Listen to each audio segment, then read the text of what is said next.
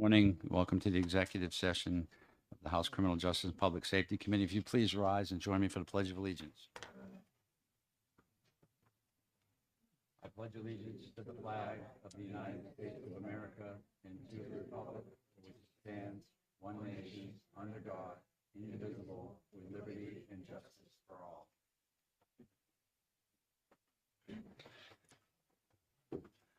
Thank you. And we are beginning our executive session this morning. I'm going to open the executive session on HB 113, and I recognize Representative Mannion to make a motion. Thank you, Mr. Chair. I make a motion ought to pass on House Bill 113. Is there a second? I'll second it. Seconded by Representative Pro. Would you like to speak to your motion? I would, thank you. We discussed this at length over the past few months, and I know there's a lot of concern with our police officers still remaining physically fit. However, I've been in law enforcement for over 30 years. This bill doesn't affect me either way. But I was here pre-2001 when this bill went into effect, and clearly after that. So it's my understanding that the initial reason for this bill was to reduce injuries in officers. However, I've seen no evidence that that has done that. So some of the reasons why I think that this bill should pass and that should be repealed is the standard we use is Cooper standards, so it doesn't really differentiate between ages and genders. For example, a 59-year-old male would have to do the mile-and-a-half run 6 seconds slower than an 18-year-old female. It's an outdated system. I've spoken with a lot of law enforcement officers and police chiefs in my area, and most of them agree that there should be a different standard. However, they also agree that it should be controlled by the town and not be tied to your certification. So one of the biggest problems with this is it's tied to your certification. So if you fail this, you're given a second chance on it. But if you fail it by 10 seconds on the run or a couple of push-ups here and there, you lose your certification. You lose your career. You can't work in New Hampshire anymore. So a lot of towns are of the mindset that they'd like to just have their own standard that the department can have, and if you don't pass it, it doesn't affect your career or your certification. Another reason why is there are a lot of out-of-state retired officers from Massachusetts, in Maine, and Connecticut that come up here to work a second career. There's a lot of experience that we're losing because they just don't want to come here and have to do that physical agility testing.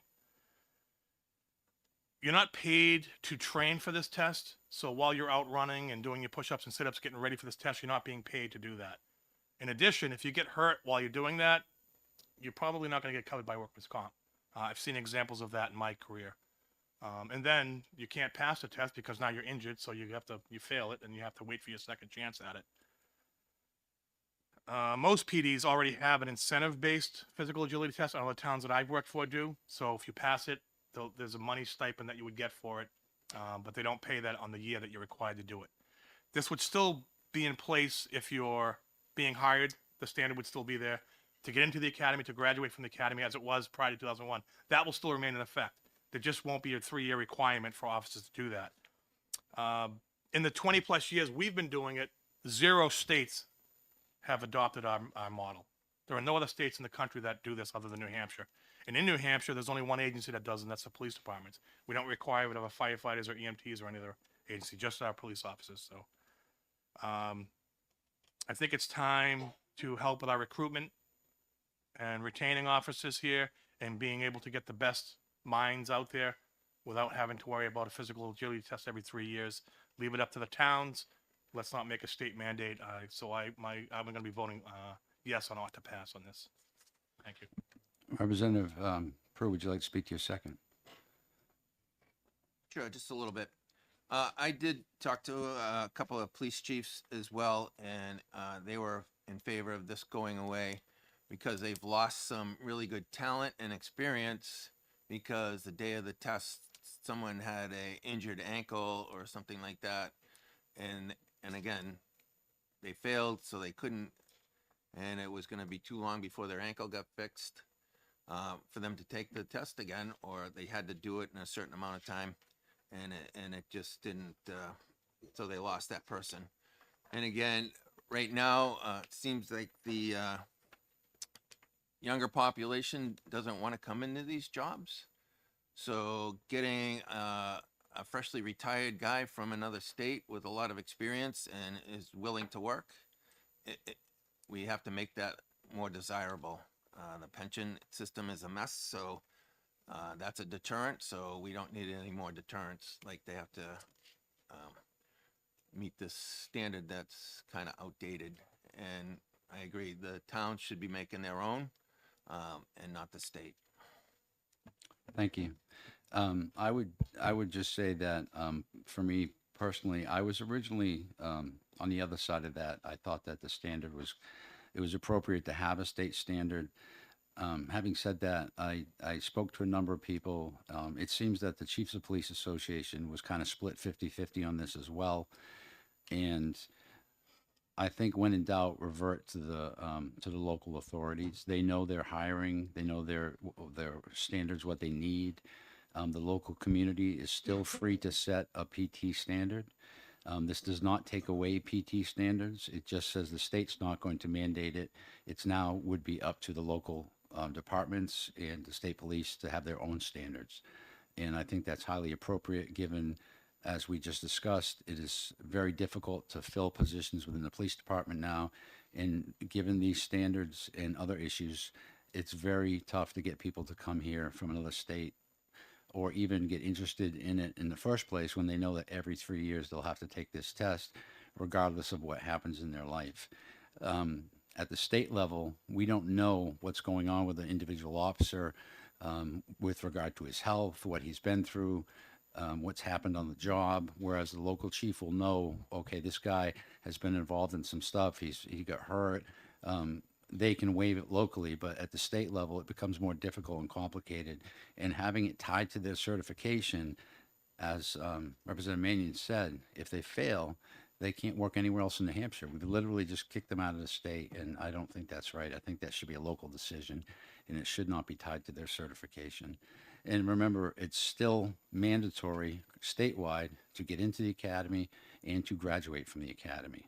Once they get employed full-time at a department, then it's up to the department what physical fitness standards they choose to use for their employees.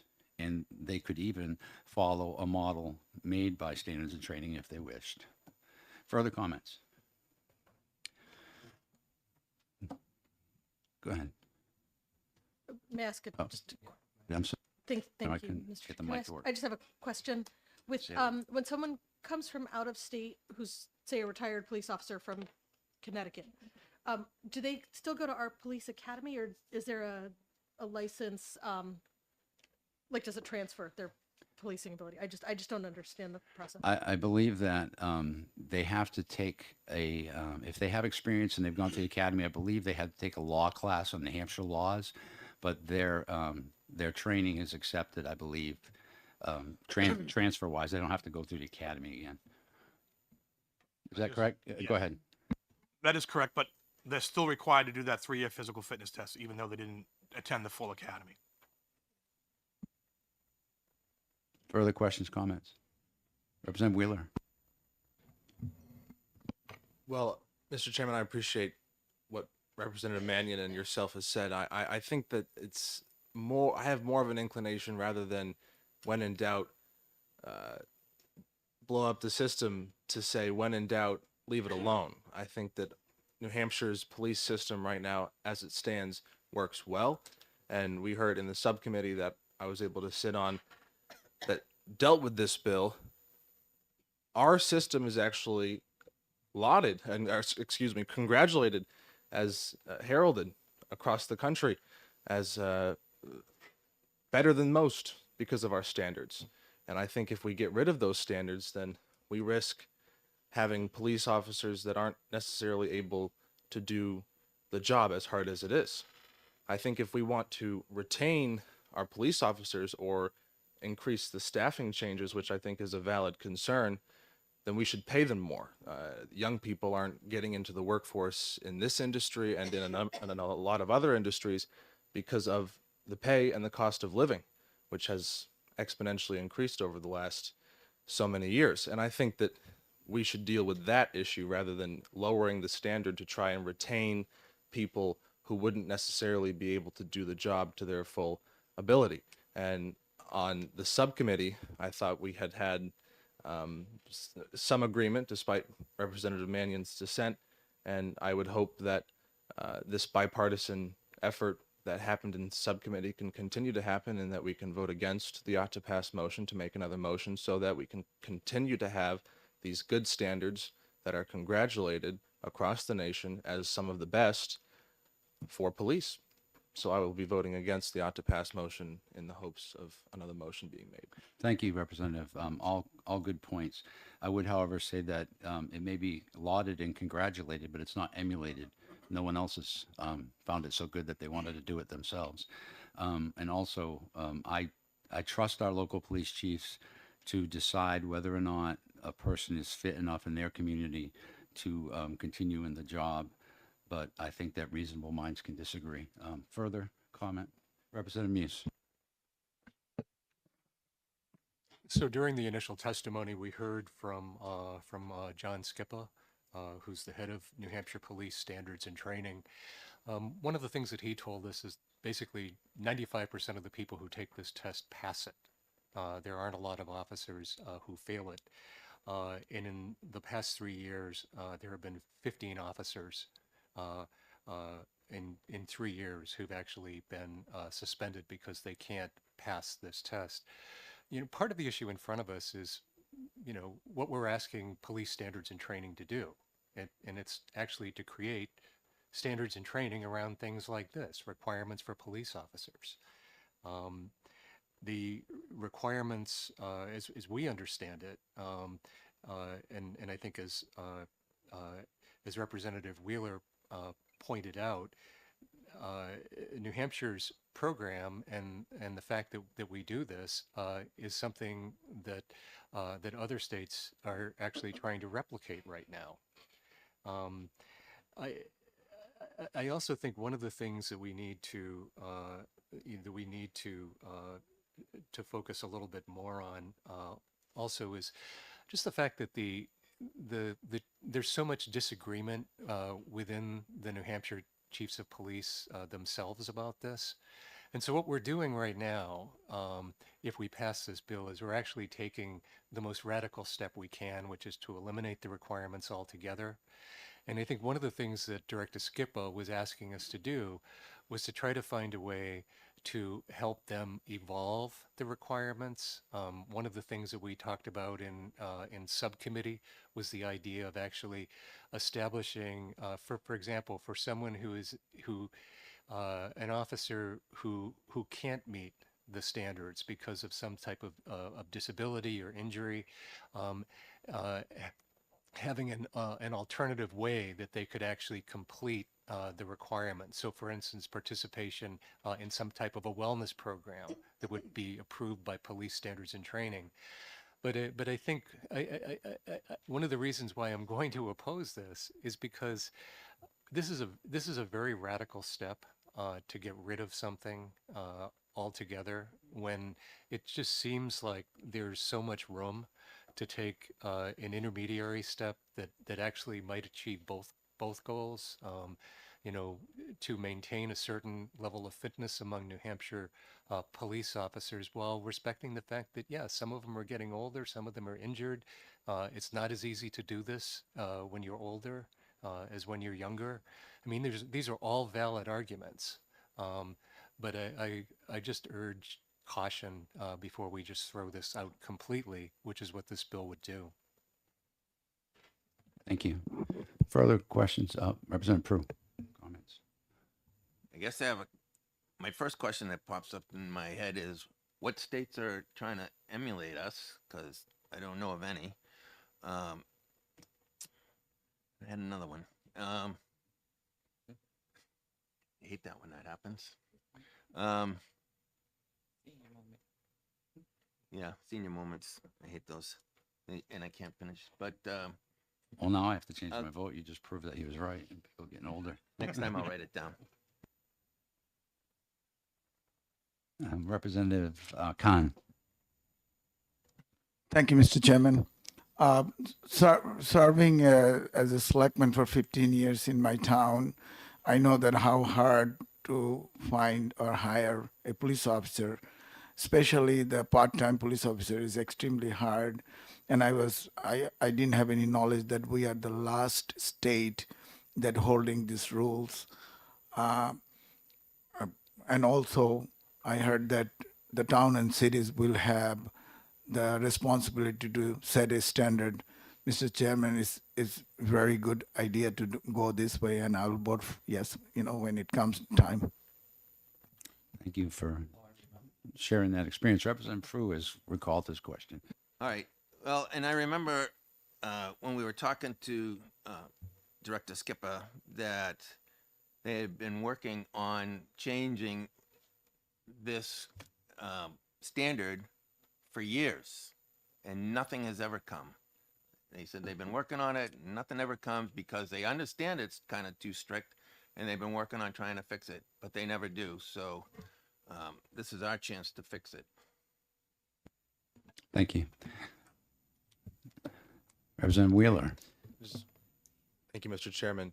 Has Director Skipper asked the committee or the legislature to repeal the standards? I don't think so. And I think that Director Skipper actually probably likes the standards if he hasn't asked to repeal them, because he does have the leeway to come before us and ask, with all due respect, if we want to repeal the standards. And I think if he wants to work with us to fix the standards, he absolutely can. I like what Representative Muse said. I think this is a far too radical step when we can take an intermediate step to be proactive if we want to be, Representative Peru, and fix these standards to a way that would be sufficient to maintain the workforce and have physically fit police officers. Well, in all due respect to Director Skipper, he doesn't write laws. We do, and another representative did bring this law forward for us to vote on and consider, and there was good reason for him to do so. So I think that, as I said earlier, like minds we can disagree on whether or not this is necessary at the state or local level. I think we all agree it's necessary at some level. We just disagree on who should be the one in charge of it. And I feel that it should be a local decision based on their knowledge of the people in their community. Having said that, Representative Stone. Thank you, Mr. Chair. I'd like to point out that in 1999, I heard from Lieutenant Skipper at the time, who said he was looking at a new testing other than the Cooper standard. Well, as you're aware, we're now into 2023, and the Cooper standard still remains at the police academy. I think you also need to put into perspective that in 1999, that the retirement system for the New Hampshire police was 20 years. Now that has changed to 25 years and 55. So what was once thought of as a process to go forward to improve our police officers kind of got kicked along the way when the retirement got increased. Where in the area I live in, we see a lot of officers that occasionally will end up not doing well with the PT standards, and they go right over to Vermont where they don't have to do it, and they're getting similar pay. So from a recruitment standard, as Representative Mannion said, we are going to be getting a lot of the 55, 56-year-old police officers that retired from Connecticut or Massachusetts coming to New Hampshire, where we have tax-free income. They're going to not go here because of the one reason is they don't want to take a PT test every 3 years as they get to their golden years. It's just very, and for a small community, they should set their standards. Nashua could set their standards, Manchester can, Claremont, Newport. Each small community should be able to set their own standards. Right now, a lot of them have collective bargaining that are in play, and this is a part of it where they receive a monetary incentive for completing the PT test. So I think that needs to be also considered when voting on this issue. Yeah, thank you. That is a good point. Collective bargaining does play a role in this, where a state level mandate is difficult. You have to collective bargain around it, kind of, versus with it. So there's definitely pluses and minuses on both sides, and I trust everyone will make their own decision based on their knowledge and experience and what they've heard.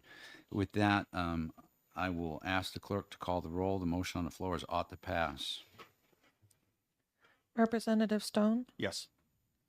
Representative Mazur, Yes. Representative Pratt, Yes. Representative Sytek, Representative Prue, Yes. Representative Khan, Representative Mannion, Yes. Representative Reed, Yes. Representative Tenzar, Yes. Representative Gathright, No. Representative Muse, No. Representative Vale, No. Representative Sue Newman, No. Representative Murphy, No. Representative Ray Newman. No. The clerk votes no. Representative Newell, No. Representative Selig, No. Representative Wheeler, No. Chairman Roy. Chair votes yes. Motion is 10-10. Is there a, so the motion fails. Is there another motion on the floor? Representative Wheeler. Thank you, Mr. Chairman. I'd like to motion ITL on HB 113. And is there a second? Seconded by Representative Muse. I don't think we need further discussion, unless you want to. Having said that, we'll call the roll on that motion. Representative Stone, No. Representative Mazur, No. Representative Pratt, No. Representative Sitek, Representative Prue, No. Representative Khan, Representative Mannion, No. Representative Reed, No. Representative Tenzar, No. Representative Gathright, Yes. Representative Muse, Yes. Representative Vale, Yes. Representative Sue Newman, Yes. Representative Murphy, Yes. Representative Ray Newman. Yes. The clerk votes yes. Representative Newell, Yes. Representative Selig, Yes. Representative Wheeler, Yay. Chairman Roy. Chair votes no. Motion is 10-10. That motion fails as well. It will go to the floor with no recommendation. I believe the motion before the House will start off with OTP. Who will be writing the minority report? Representative Wheeler? Actually, it's not minority, it's the tie vote report for your side. And Representative Manuel will write it. I need those reports no later than tomorrow. They have to go to the clerk by tomorrow. And with that, the executive session on HB 113. Oh. Yes, sir.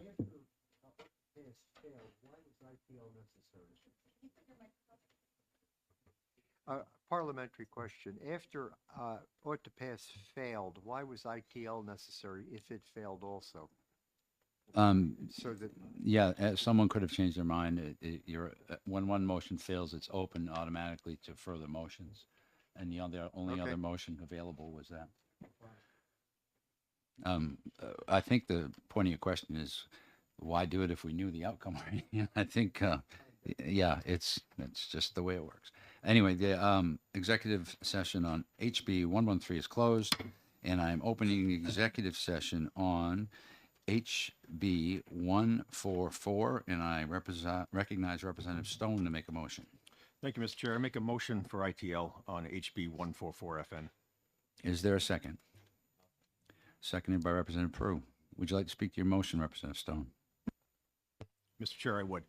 Currently, under state law, there's an annulment process that would address the issues brought forth in this House bill. Under that, it has jurisdiction over state-level offenses. Likewise, if the intent was to try to have a jurisdiction over federal felonies, that wouldn't be applicable to us. Therefore, majority of the committee felt ITL was appropriate motion. Would you like to speak to your second, Representative? No, I think you wrapped that up quite nicely. Indeed. I would add to that, I just, with all that's going on in our society, in our debate back and forth on gun laws and gun safety, I'm happy to see that this committee will not be supporting returning firearms to felons. I think that's the last thing we need to even be considering. So with that, any further comment? Seeing none, I'd ask the clerk to call the roll. Motion on the floor is, ITL. Representative Stone, Yes. Representative Mazur, Yes. Representative Pratt, Yes. Representative Sitek, Representative Prue, Yes. Representative Khan, Representative Mannion, Yes. Representative Reed, Yes. Representative Tenzar, Yes. Representative Gathright, Representative Muse, Yes. Representative Vale, Yes. Representative Sue Newman, Yes. Representative Murphy, Yes. Representative Ray Newman, Yes. The clerk votes yes. Representative Newell? Yes. Representative Selig? Yes. Representative Wheeler? Yay. Chairman Roy? Chair votes yes. Vote is 20-0. Any objection to consent? Seeing none, it will go on the consent calendar. With that, I close the executive session on HB 144. Just for the committee's purposes, as you go down the list, I'm going to be skipping over and we're going to take care of all the bails at the end. So we're going to go right on to House Bill 344. I open the executive session and I recognize Representative Gathright to make a motion.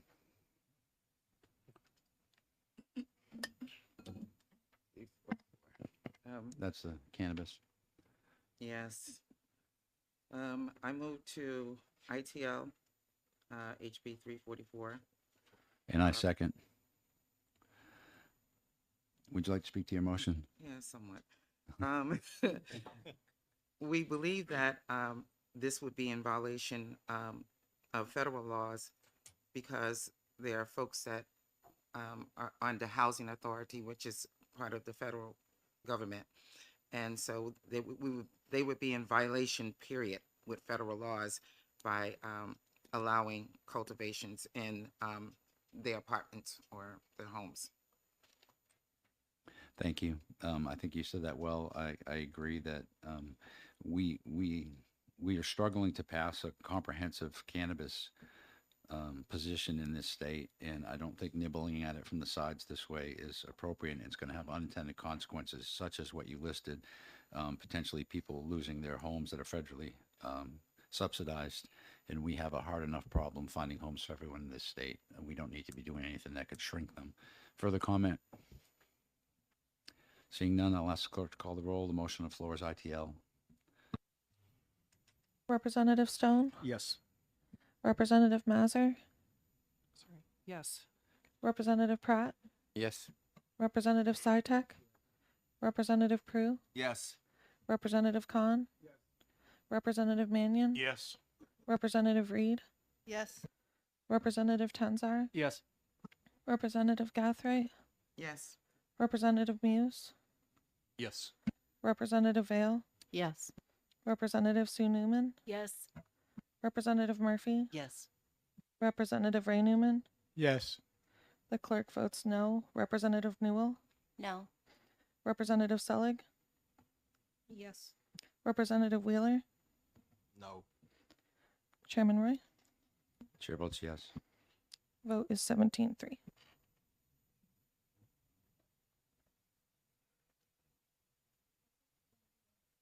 Does anyone object to consent? Okay, if it can, I'm not sure if it can or it can't, but we're going to say it goes on consent. If it can't, then we'll discuss that later. I'll find out today. Will anyone like to write a minority report? Or just let your vote speak? What's that, you will? Okay. Can you note Representative Wheeler will write? With that, I will close the executive session on House Bill 344. And we will take up House Bill 470, and I recognize Representative Tenzar to make a motion. Thank you, Mr. Chair. I make a motion of ITL on House Bill 470. Is there a second? I'll second that. Seconded by Representative Reed. Would you like to speak to your motion? Yes, briefly. Thank you, Mr. Chair. I was on the fence with this originally. I was the chair of the subcommittee. However, speaking with law enforcement, fellow colleagues, and constituents, I am moving forward again with the ITL motion. House Bill 287, the fentanyl and xylazine test strips was just signed into law by the governor. I think that's a great start. Let's see what we can get from statistics based off of that, and then move forward possibly with this bill in the next session or so. Thank you. Would you like to speak to your second, Representative Reed? Yes, states that have enacted similar laws, such as Oregon, have started to withdraw, work on repealing their laws because they are failing in the cities that rolled them out. Thank you. Do you have any information as to why or anything other than that? It hasn't reduced overdose deaths. Actually, overdose deaths have increased and it has not reduced the number of people who are suffering from substance misuse disorder. It has affected the quality of life in the communities in which these laws are enacted, and it has just not been successful on any level. Representative Muse. Yes, I'll be opposing the ITL, and I have to say I'm a little bit surprised because on our subcommittee, we actually voted out to pass with amendment on this. So the fact that we're facing an ITL vote is a little bit of an unpleasant surprise this morning. But one of the things that I do want to point out are the rationale for putting this bill forward. So currently the situation that we're in New Hampshire is every time some type of new drug checking technology comes out, like a fentanyl test strip or xylazine test strips, the position we're in right now is we actually have to change our statute to accommodate that.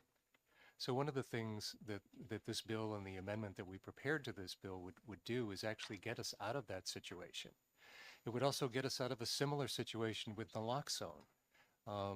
Naloxone right now is the only opioid reversal agent that's actually approved in statute for use in New Hampshire. There are a series of new opioid reversal agents that are coming into the market now and that have been tested, that have been shown to be more effective on carfentanil and fentanyl.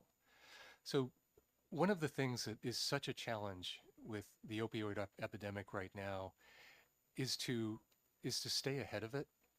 And I think law enforcement has done a very good job in reducing the flow as much as they can.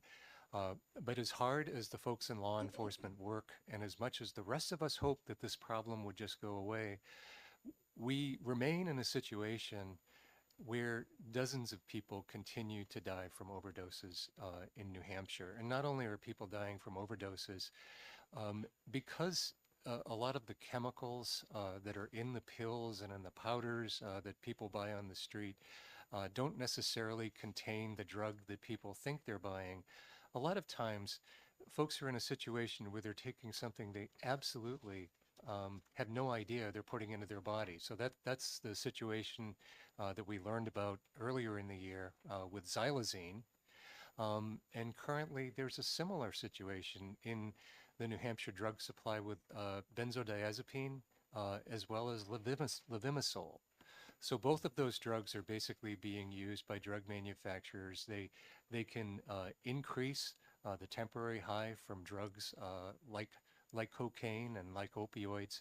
You know, unfortunately, one of the things that benzodiazepine can also do is it can lead to the same sort of sores, the same sort of injuries that that doctors are seeing with the use of xylazine. So the problem that we're running into is that this is a whack-a-mole situation. These new adulterants and contaminants are coming up faster than we can detect them. And one of the advantages of having a broader, more robust drug checking program is we're actually able to collect more data about when and where these new contaminants and adulterants are coming into the market. So states like Massachusetts that have a more robust drug checking program, they know when these contaminants are coming into places like Lowell and Lawrence. They know where they're coming in, they know who's buying them. And what it does is it puts law enforcement in a situation where they're more informed. They know what's happening on the street. They know that there's something out there dangerous in addition to these drugs. This is how we kind of got into the fentanyl mess in the first place. Is so many people thought they were taking regular opioids, and what they wound up taking were opioids laced with fentanyl or pure fentanyl. So what we're trying to do here isn't to get in the way of law enforcement doing its job. What we're trying to do is we're trying to do something that a lot of times isn't in our power as legislators. We're actually trying to save lives. And bills like this will save lives. They put us in a better situation in the future when it comes to accommodating new technologies that can detect some of these drugs and new contaminants more efficiently and effectively, and and and and it gives you know, people in the harm reduction community some of the ammunition that they need to do their jobs. Right now, we're in a situation where we've legalized fentanyl test strips, but we haven't necessarily made it legal for people who might be giving fentanyl test strips to people to actually possess those fentanyl test strips and the minor amount of drugs that may be on those fentanyl test strips. So under our current law, it's actually conceivable for a person who's actually handing out these test strips as part of a drug checking exercise. If those test strips are actually used and left with them, they can actually be charged with a crime. So there are just a bunch of things that we need to do other than say fentanyl test strips and xylazine test strips are okay. There's work that needs to take place in the statute, and the amendment that we prepared to this bill actually accommodates a lot of that. And what it also did, and what it would do, is it acknowledges the concerns of law enforcement. So originally, the bill would have simply crossed out testing and analyzing equipment from the drug paraphernalia statute. So one of the things that we heard from law enforcement is, gee, don't do that, because testing and analyzing equipment is also used in manufacture, in distribution, and compounding of some of these drugs. So we don't want to give drug manufacturers a license to use this equipment. And that's absolutely perfectly fair. So what we've done is we've left that part of the statute intact, and we've created a specific exemption just for drug checking equipment like these test strips. That's basically what this bill is doing, is we're creating a clear exemption that does not get in the way of law enforcement from enforcing this law. And while we can always submit a bill like this in the next session, I think that there are probably several hundred people out there who may not be with us by the time we might get around passing this bill, who might be with us if we actually passed it. So there is a cost to not passing a bill like this. And I would ask my fellow committee members to think long and hard about that cost in the middle of a fentanyl epidemic. Thank you. Thank you. Further comments? Representative, go ahead, Representative. I'd like to ask the question of the subcommittee, what harm does this bill do, as amended as Representative Muse has said? Does this bill do any harm? Would a member of the subcommittee like to address that? It really doesn't, thank you. It doesn't pan out. It doesn't offer the positives that it appears. So, you know, when you test the drugs, it doesn't lower the overdose deaths. It doesn't discourage people from even starting their journey on substance misuse. We did hear from a former drug dealer who is now reformed, and he said that he feels that this kind of law is enabling. It's really not. It's not as wonderful as it appears to be. Thank you. I would say that I'm for harm reduction.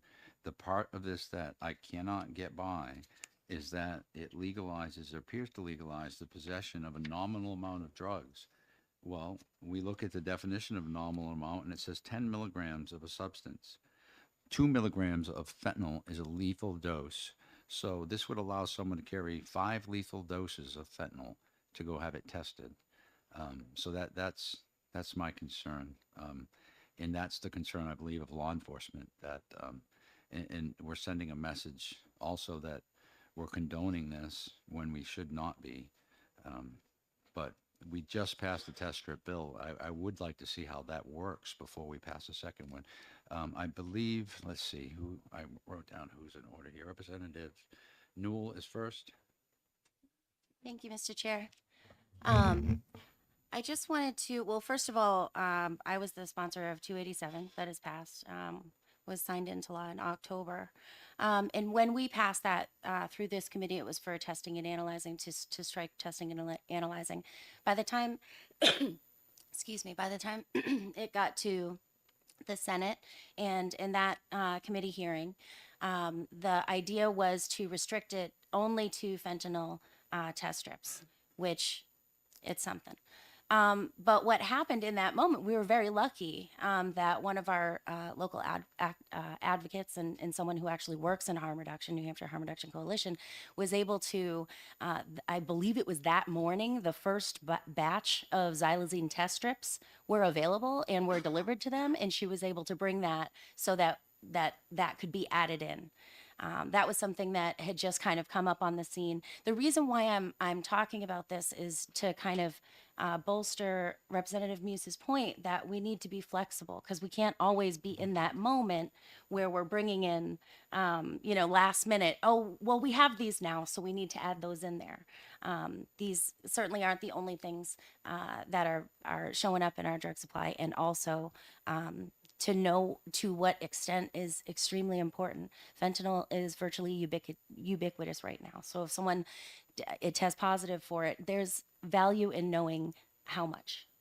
The other thing that I wanted to bring up just really quickly actually is when we talk about a nominal amount, I really wish that we could use the language that was initially used in Massachusetts. And what that is residual amount.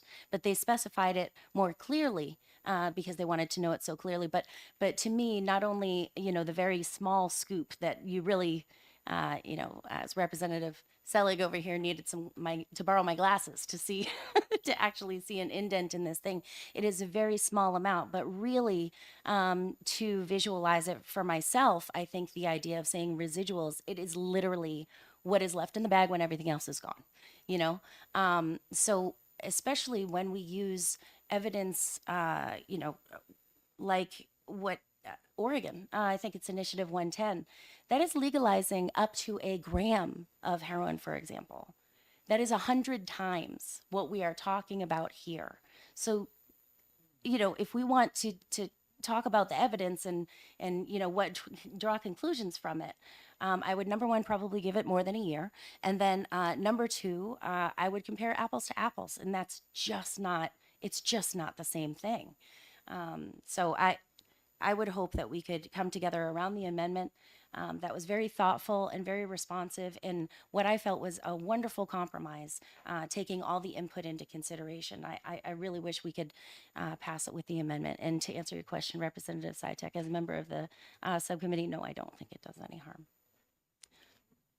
If you could, I'd like to ask you, can you address, you kind of touched on my concern regarding nominal, but we talked about, what you can see and what it looks like and how tiny that is. That's really irrelevant when we get into chemical compounds.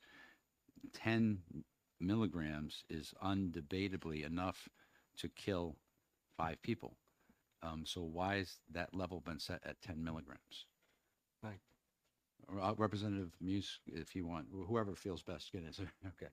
So 10 milligrams, if you look at the Centers for Disease Control, they actually have publication on drug checking.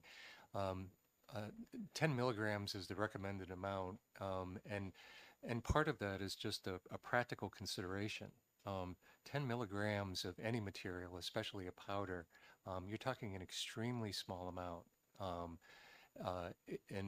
So, for example, I saw a brochure by a harm reduction group in New York that basically said it's about the equivalent if you had enough powder to spread on Abraham Lincoln's head on a penny, that would be about how much chemical we're talking about. So when you realize that this is a chemical that's going to be probably transported in a plastic bag or in a pill bottle or something like that, we're talking an extremely small amount. Is 10 milligrams of certain drugs more than enough to kill you? Yes, it is. But part of the issue is you need also to be able to actually save lives. People actually need to be able to to be able to have enough material to actually do a legitimate test. They have to be able to see it. They have to be able to handle it. They actually have to be able to do the test. So that's a little bit of the conundrum. The drug manufacturers make it a lot easier if they package their stuff up in much lower concentrations, but they don't seem to be cooperating in doing it. So the choice that we're left with is either we have language like this in the bill,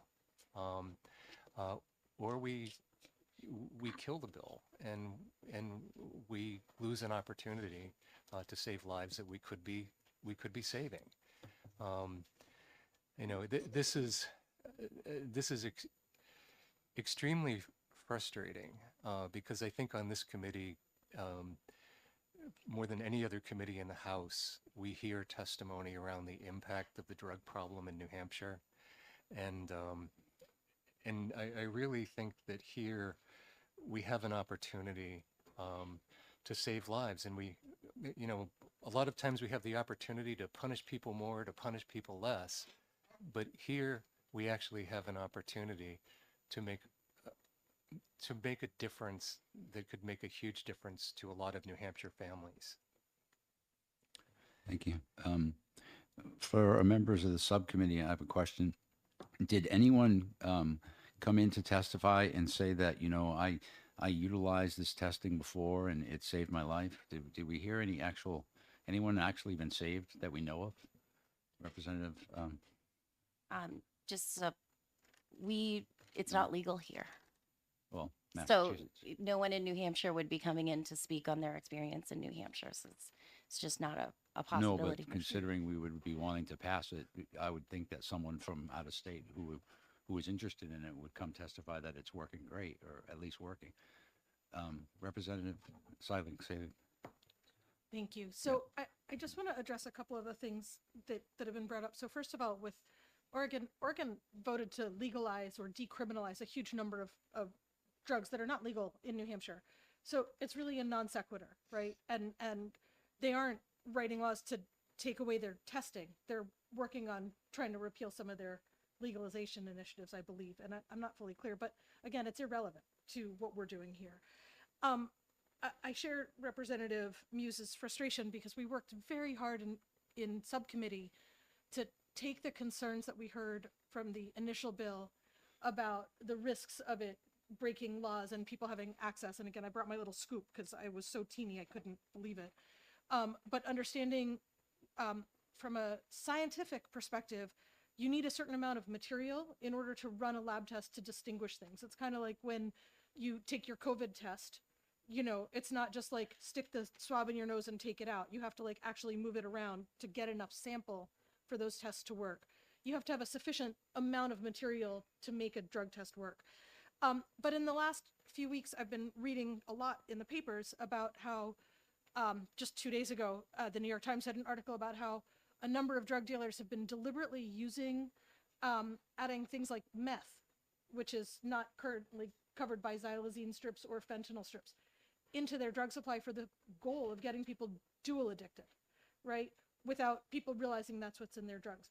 The kinds of testing that could happen as a result of the amended version of this bill would allow someone to have their drug supply tested for things like that to make sure they're not being done things. I will say personally, if a drug dealer wanted to expend the $60,000 to have the kind of lab equipment necessary to do the type of drug testing that we're hoping to legalize, to make sure that what they're selling is cleaner and purer, I wouldn't personally have a problem with them doing things to make their supply safer. Because my goal is for people to live long enough to make the decision to get themselves clean. And I think that one of the things that we really tried to focus on, and I know that Representative Muse and Newell were doing a tremendous amount of research on to ensure, was looking at ways to take the harm reduction part of this as the primary focus, not decriminalizing anything. It's not saying that people should be able to go out and sell spoonfuls of cocaine, or anything else for that matter, spoonfuls of fentanyl. It's saying we want to make places that do drug testing be able to do the drug testing to protect our citizens. The other thing is, there was a story yesterday, I believe it was, on New Hampshire Public Radio about the autopsies in the state of New Hampshire.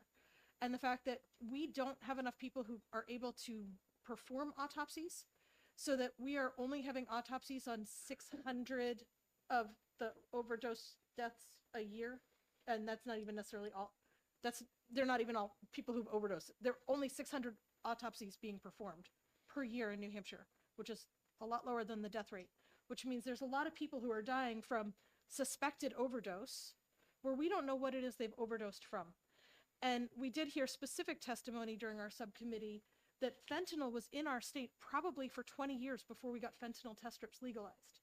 If we could have identified fentanyl 20 years ago, we might have stopped a huge number of people from dying. We might have gotten a lot more people to work to get themselves cleaner sooner. So I just want us to really think about it. I wish the person who brought forward the ITL motion would withdraw it, that we could vote for this amendment, because the amendment really takes into consideration those legal concerns, the law concerns. It really worked very hard to be very specific that it is purely for the purpose of testing drugs to ensure that people aren't going to die. Thank you. Thank you. Just a second. I just want to be clear. It sounds like we're saying that testing won't be done if we don't pass this. However, I'm quite sure that every single arrest the police make, the substances are being sent to the lab and tested. So we know what's in our supply on a daily basis. So at least as far as the people who are being arrested, we know what the substances are that they have. Representative, We heard testimony not happening. that contradicted that. when they prosecute someone, though, they have to be able to tell them what the substance is. Representative Muse. Sorry, one of the things that Lauren McGinley with the New Hampshire Harm Reduction Coalition told us, we asked her specifically about that issue. And she said sometimes that testing doesn't happen for months. So the advantage of drug checking and having folks in the harm reduction community actually empowered to do it is that information is almost real time. You know, you understand that a new contaminant or some type of an adulterant has entered into the supply, maybe not as soon as it happens, but very, very quickly afterwards, as opposed to, you know, waiting on a state police lab. And I think if the state police were here, they would probably tell you that their processing is nowhere near close to real time because they're under the same kind of budget constraints and timing constraints I think that so many people in law enforcement are under. So Was there testimony to that effect from the law enforcement? there was I'm sorry, that was testimony from Miss McGinley. Did law enforcement testify at the subcommittee? Representative Danzar? No, and just to clarify, Representative Muse, there's two separate labs, the State Police Crime Lab and also whatever lab the New Hampshire Harm Reduction uses. There's a disconnect. They don't talk to each other. So yes, Chairman, State Police knows what's in the system, but the harm reduction might not, and then they don't talk to each other. So that's where, again, is a disconnect. I hope that clarified. Representative Prue? So, two things. It was my impression that they were only testing to see if it was an illegal drug. They weren't testing to see all the other kinds of stuff that were in it. But I could be wrong. The other thing that we heard, we went out, or I did anyway, went out to the mobile van that hands out the test strips, clean needles, bandaging material, and all that stuff, and asked, do people actually use these test strips, and how does that play out? And we were told that some use the test strips, and if there are things in there that they don't like, they actually toss that whole bag of drugs because they just don't want it, and they go look somewhere else to find a cleaner set of drugs. Yes, I know it's kind of enabling, but I think you're saving lives at the same time. And again, hopefully we can get better programs that encourage them to go get clean, but at least they'll be alive to do that and may not have those other consequences that go with the xylene and the new one that are causing them sores and other side effects and maybe even overdosing them. So I'll tell you, I'm really in a quandary because I'm sitting right on that fence because I don't want to enable anybody, but I hate to see people die because I get to see that in the street quite enough, and I'm all set with that. So if this can save a few lives, I think I'm gonna pass it. Representative Stone. Thank you, Mr. Chair. I see this as partly being a problematic for law enforcement to deal with as well. With law enforcement, you'd be looking at having discretion at the street level. You'd have discretion at the prosecutor level as well. I haven't seen anything that says that a prosecutor has to bring a case forward if they feel there's competing harms issues. I think this is opening a gateway to possibly more of an issue for hindrance of law enforcement and saving lives through that mechanism. Thank you. Can someone tell me the law that was just signed by the governor, what does that allow? Representative. So the HB 287, what it does is it literally makes an exemption for fentanyl and xylazine test strips, and that is So that's all it was. What we did was we struck the words. They wanted to make it much more specific, and so that was their compromise in passing the bill. Okay. So Representative Prue, to your question, the strips you saw working and saving lives, currently the governor just signed that into law that we passed in this committee just months ago. This is a whole new one that we're going to be discussing. And when I was talking to those people in the van, they said that having a full spectrum test would be more beneficial because new and exciting things apparently are coming. And the only way they can do that is by not just with a test strip, but having enough that they can put in a machine and get a full spectrum. So, and those people are cutting it with all kinds of crap that are not beneficial to human existence. Indeed. Representative Mueller. Mannion. Thank you, Mr. Chair. The difference with that is possessing a test strip to test your drugs versus this law allowing you to legally possess a certain amount of illegal drug. Any amount of illegal drug being legally possessed now because of this law, I'm not for. So the difference in the test strip is possessing the test strip, not a drug. This law will allow up to 10 milligrams of a drug being possessed now legally. So for that reason, I would be opposed to it. And to be clear, so the test strips right now, if someone decides to go to the van and utilize it, if they happen to get arrested, they can't say, well, I'm going to get it tested. This would enable them to actually carry an amount around with them. Is that correct? Your understanding of the bill?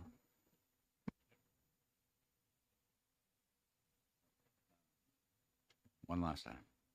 I'm sorry, the other thing I forgot to mention, we also heard specific testimony about the extreme cost of things like xylazine, that if someone ends up with open wounds from xylazine, for example, which now we can test for, but that it was something like up to 6 weeks of inpatient care, and if they don't have medical insurance, that's a cost borne by all of the stakeholders in New Hampshire. And the medical costs of initially the emergency room care, which I can tell you emergency room bills are no joke, having to negotiate those with insurance. But a 6-week stay as an inpatient to have open wounds treated, and many of these people are having to come back again and again. And some of these new drugs that we are as yet not aware what they are because we don't have a way to test for them legally and safely, would lead to additional very high costs for all of us as a taxpayer that are much higher than the cost it would be to adopt the amendment, test for these things, and try to get them out of our drug supply, or at least make people aware that these things are going to cause much, much more serious harms than they're aware of, including our college students who might be attempting to use recreational drugs who are too foolish to know to protect themselves. And where would this testing take place? It's in we specified through harm reduction programs approved. Where though? Where specifically? Where'd it be?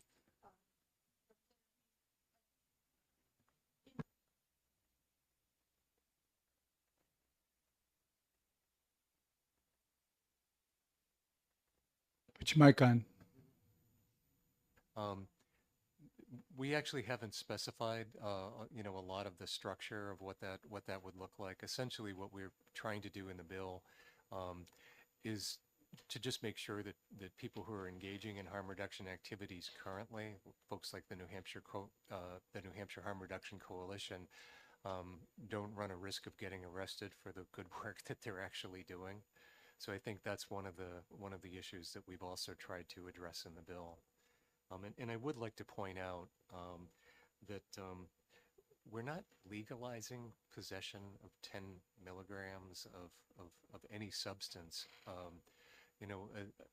Essentially what we're doing is that we're saying within the context of drug checking, for the purpose of drug checking only, this amount essentially will be allowable only in the context of drug checking. So if you're selling it to somebody else, for example, it doesn't apply. Somebody during one of the public hearings raised the issue of, well, wouldn't drug dealers start, packaging up all of their drugs in 10 milligram bags because it would be legal? And, no, as a practical matter, that makes absolutely no sense. And again, it's just a basic decision. I mean, sometimes these are some of the trade-offs that we need to make in order to save lives. And one of the reasons why harm reduction is catching on all over the country is because it is working and it is saving lives. Things like fentanyl test strips. But the thing is, we can't always be. We don't want to be in a situation where we're 2 years behind the drug supply trying to file legislation to catch up. So the advantage of passing this bill with the amendment is we get out of that game. We don't have to do that anymore. We can empower people in the harm reduction community to do what they do, to save lives, to use new drug checking technology and tools as they become available, like fentanyl test strips, like new kinds of test strips that actually will identify multiple types of compounds that are coming on the market. These are things that we're just going to want people taking advantage of. And the other thing I'd like to point out is, while we're all a little concerned about enabling folks, and we'd all like people to be in recovery instead, the bottom line is you can't recover if you're dead. And I think that's part of the issue that we're trying to fix here. Representative Harriet Gathright. Thank you, Mr. Chair. Just want to give a few statistics that came out yesterday in a report for Manchester and Nashua. Year to date, through the end of October, AMR medics have responded to a total of 802 suspected opioid overdoses in Nashua and Manchester, 614 in Manchester and 188 in Nashua. 86 of those calls were suspected opioid overdose deaths. 53 were in Manchester and 33 were in Nashua. AMR medics responded to 104 suspected opioid overdoses in October. That is the highest one-month total since August of 2018. 76 suspected opioid overdoses in Manchester. That is the highest one-month total since August of 2018. 28 suspected opioid overdoses in Nashua. That is the highest one-month total since May of 2022. AMR medics responded to 11 suspected opioid deaths in Nashua and Manchester during September. 8 were in Manchester, 3 were in Nashua. These results alone, if we can do anything to save a life, we should be sitting here and signing off on it right away. We should not be hesitating at all if there's anything that would save folks' life here. It could be your child, my grandchild, or great-grandchild, but we're talking about saving lives here. And if we have that opportunity, we need to do that. Representative Saitek. My question is, I feel like I'm at the subcommittee level and I don't like that, is can anyone get high from these strips from the strips in this bill or from your amendment, Representative Muse? Can you get high from these? I'm sure some people would try, but I don't think that's actually possible. I don't think the question is whether they can get high from the strips. It's whether they're getting high from the drugs that they're actually bringing to have tested. So Trying to separate the drug that's on the strip. Yes. yeah. Representative Khan. Thank you, Mr. Chairman. Mr. Chairman, my experience with this opioid issues that we're facing for many years, in my town, I attended so many funerals. I understand that every representative will tell me the same story that what I went through. I was not with the subcommittee or anybody, but what kind of message we're going to send to our citizens and our society that we as a legislator approved some kind of drugs to kill another drug or something. Thank you. Representative Murray. Thank you, Mr. Chair. I mean, I think we need to remember that the war on drugs has existed for decades, and the methods we've been using are not working. Like Representative Harriet Gathright mentioned, Manchester in October had over 100 opioid overdoses related deaths, which is the highest total since 2018. And I think it's time we try new methods to try and slow these deaths. So, like many people have said, the point is to keep people alive until they have the ability to change their behavior and get in recovery. And I don't think we should be sentencing people, like it feels like just allowing people to die because of our own feelings about what we're doing instead of like the actual impact. Would this law have prevented any overdoses? I don't think that this law would or in any way would tell someone the amount they can take that will kill them. And we're already able to test for fentanyl and xylazine. So what is it that this law would add that would save a life that we know of that has been taken? I mean, I would say that, sometimes people are overdosing on something they aren't aware that they're taking, that it's in the substance that they're using that is being cut with something else. And also, like other people have mentioned, we have new substances entering the market all the time. So to wait until we can identify those substances, know that they exist, create new legislation, and all that time, we could already have been testing for those substances before they reach a point where they're taking so many lives. And I also see this in a way it's going to cut away at the market as well. If you think about the fact that if people start testing their drugs and they see that, oh, if I buy from this seller, he cuts with these things all the time, everybody stops going to that seller. Like it could actually cut away at the market in that way as well as helping people protect themselves. Thank you. On the subcommittee, can someone tell me what was the testimony of law enforcement regarding this, Representative Tenzar? In the subcommittee, we do not have any. No law enforcement.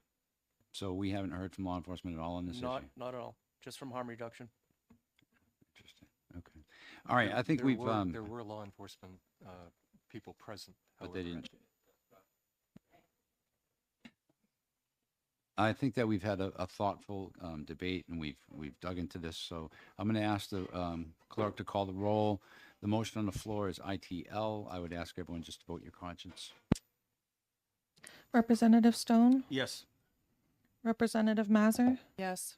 Representative Pratt, Yes. Representative Sartek, Representative Prue, No. Representative Khan, Yes. Representative Mannion, Yes. Representative Reed, Yes. Representative Tenzar, Yes.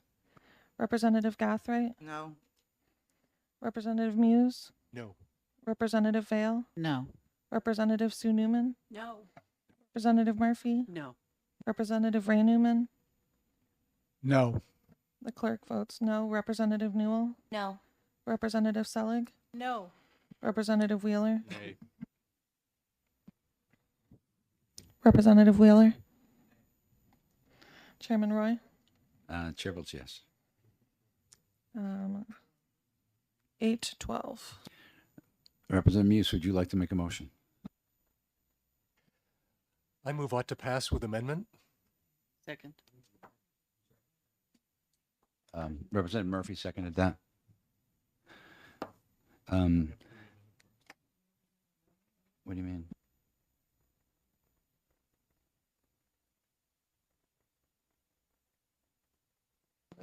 Yeah, we have a procedural snafu.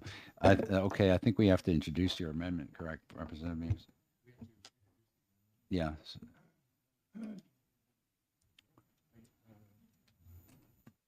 I introduce Amendment 2023-2422H to HB 470 FM. Thank you. Would you like to, I don't think we need a second on that. Can you speak to your amendment? Yes. Copies of the amendment were distributed. There were also copies of the amendment over on the table for folks who do not have them. This is a significant rewrite of the original bill. So, as I said earlier, there were some concerns, some very legitimate concerns on the part of law enforcement that by removing testing and analyzing from the drug paraphernalia law in order to accommodate things like fentanyl test strips, we also could conceivably be legalizing the use of that equipment for manufacturing, compounding, and distribution, which is something we did not want to do. So one of the things that the amendment does is it actually leaves that portion of the language intact and then creates specific exemption for drug checking equipment from the drug paraphernalia law. What it also does is it gets us out of the game of having to, every time a new technology comes along for drug checking, of having to modify our statute. So the second part of that exemption actually opens the door for new drug checking equipment that comes on the market, like multi-compound strips and things like that, to be used without having to come back to this committee a couple of years from now and try to get us to pass another law to change our current law. So what it does is it basically makes it creates a lot more flexibility for the harm reduction community to save lives. And hopefully one of the things that it will lead to is a lot more of basically more of this resource being available to more of the people who need it at a time when it will actually do them some good. And as Representative Selig said, one of the things that it will also likely lead to, in the same way that legalization of fentanyl test strips did, for compounds that are doing additional harm, like benzodiazepine and levimazole and some of the other things that are now being found in our drug supply.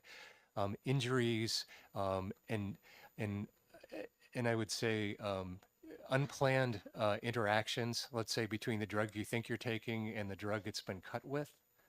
That's another danger, because benzodiazepine, we're talking about drugs like lorazepam and Valium. So those are drugs, if you've ever seen them, most of the time they're in little tiny pills. It doesn't take a lot for a lot of a drug like that either to potentially put somebody who's not aware of what they're taking in harm's way. So if you're actually if people have used one compound before and they've been okay, the fact that they think they're just taking that again, but they're also taking lorazepam or Valium or one of the other benzodiazepine drugs, it can have an unpredictable reaction in a lot of people that can lead to a lot more than physical distress. The other thing that we've done in the amendment itself and in the bill is we've actually defined harm reduction.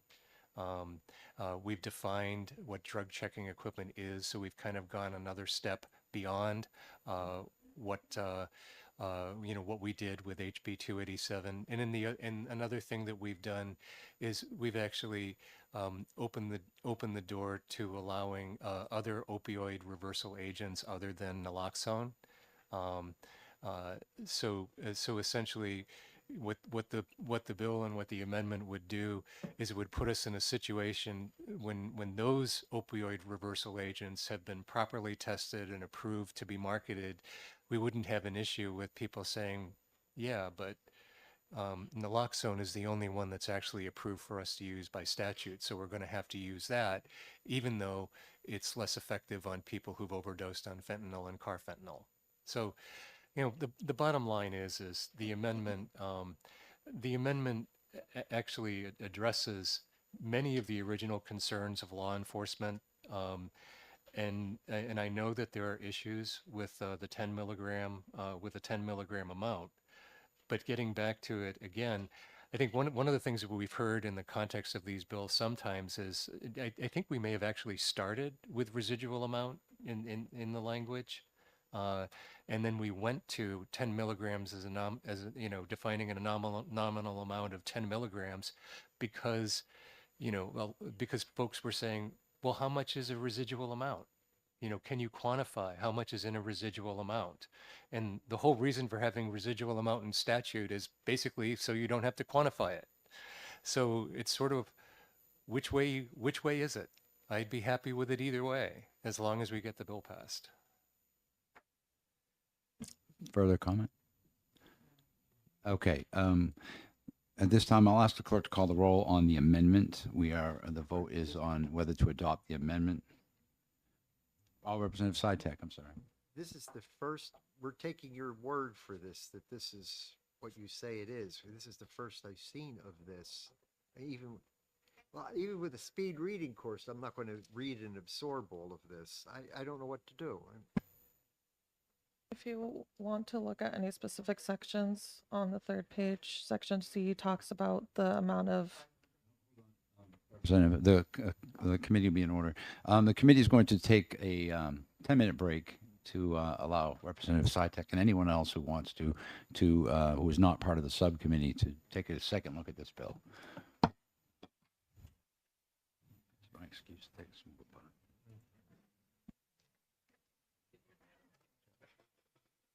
This is the original bill. This is what we changed in the amendment.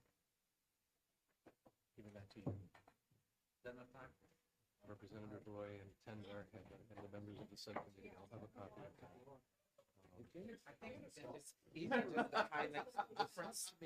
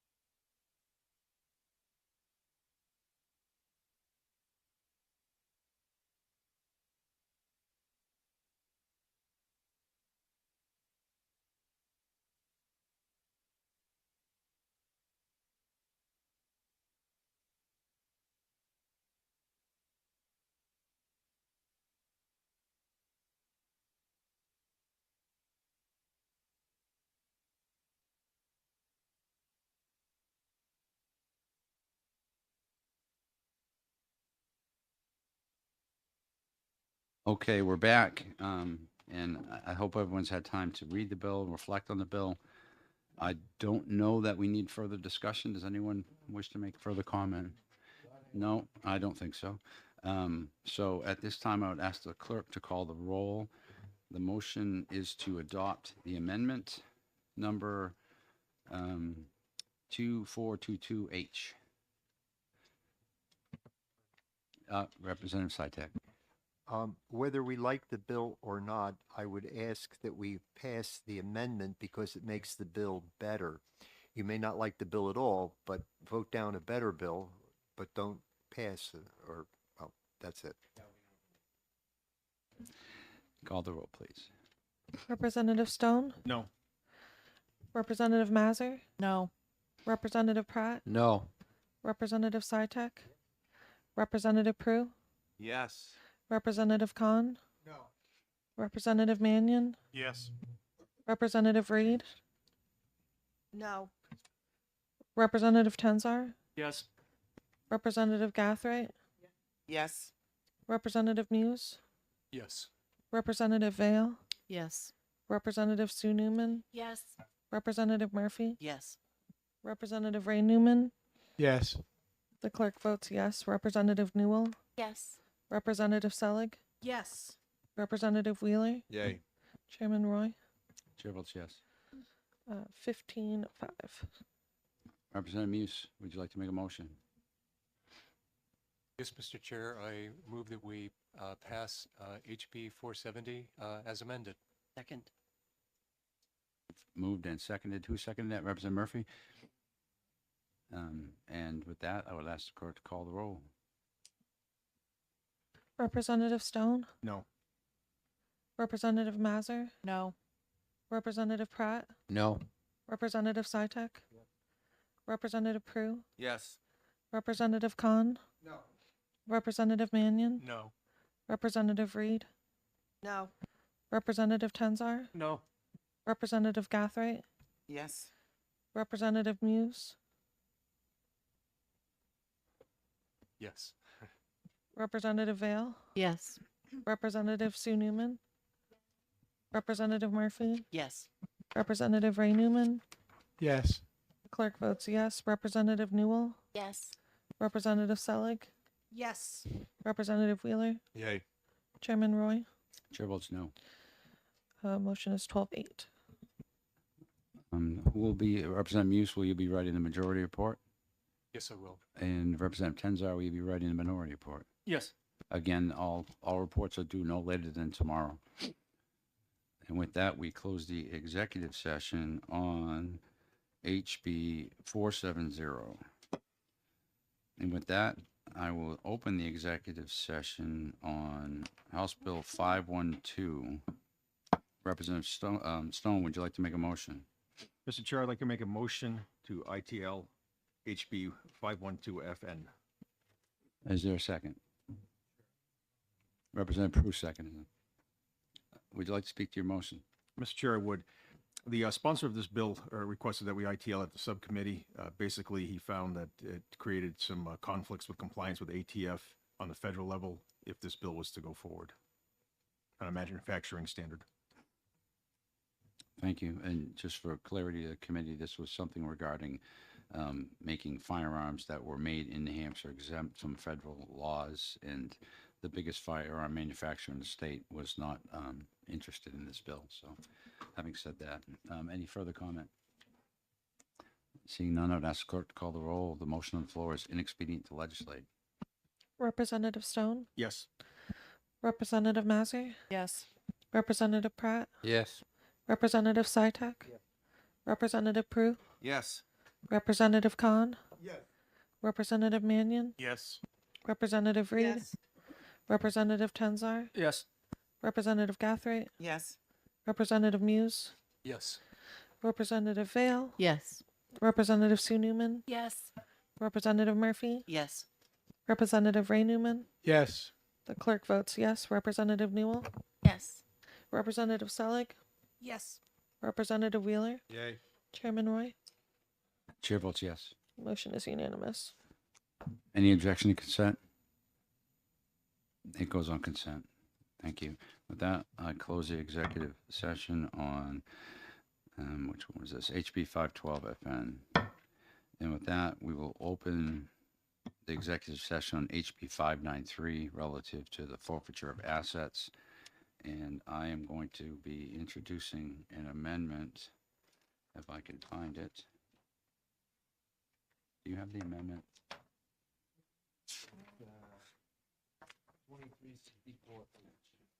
Let me see if I can find it. Thank you.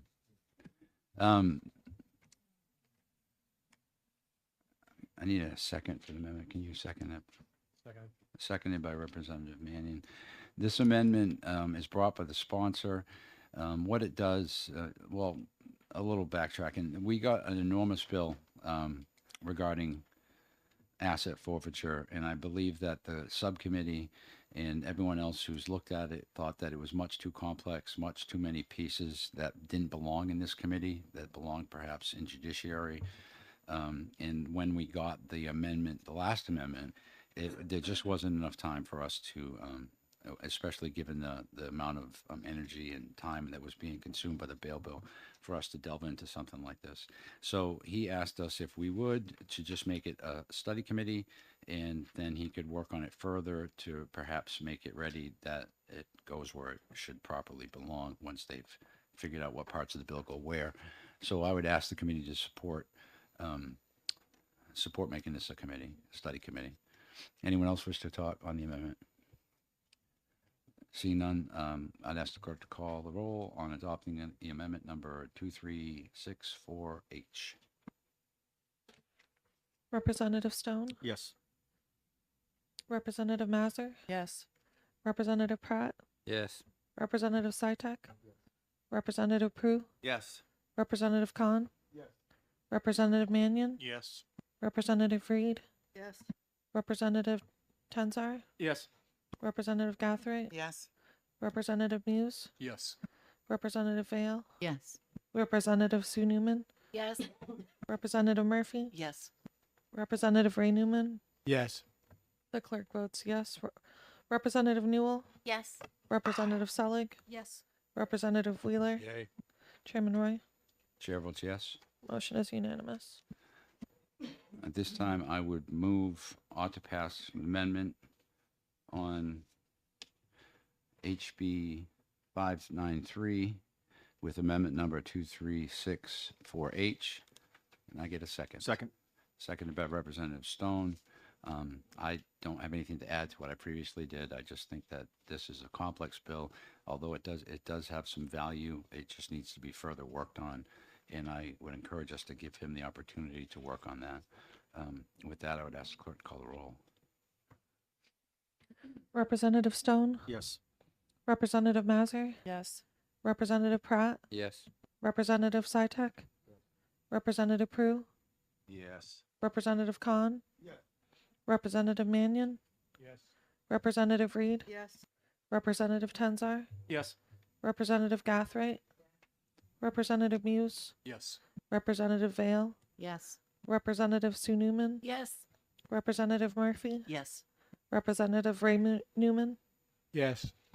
The clerk votes yes. Representative Newell, Yes. Representative Selig, Yes. Representative Wheeler, Yay. Chairman Roy. Chair votes yes. Motion is unanimous. Any objections to consent? Seeing none, it will go on consent. I hereby close the executive session on House Bill 593 as amended. And I'm going to open the executive session on, now bear with me on this because some of them are out of order. We're waiting on amendments for some bills. Let's see which one we're ready for. I believe we're ready for SB 249. No, it's 252. Something's happening. Yep. Would you like to make a motion, Representative Gathright, on SB 249? That's the magistrates.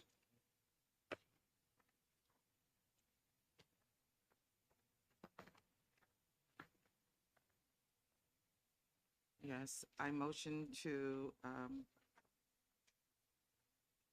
SB 249 Yep. ought to pass. Second. Is this an amendment? You have No, to introduce the amendment. what It's an amendment? Well, the whole thing is an amendment, actually. You amended the whole bill. Yeah, you got Oh. just introduce you're right. 2461H. Okay, sorry. Mhm. Yes, you're correct. I motion to ought to pass for amendment SB 249, and the number is 2461H. And I second that. And would you like to speak to your motion? This bill established magistrates who will assist with the hearing of bail, the issuance of warrants, and other judicial functions. The bill further makes various changes to the standards governing the release of individuals on bail pending resolutions of criminal cases.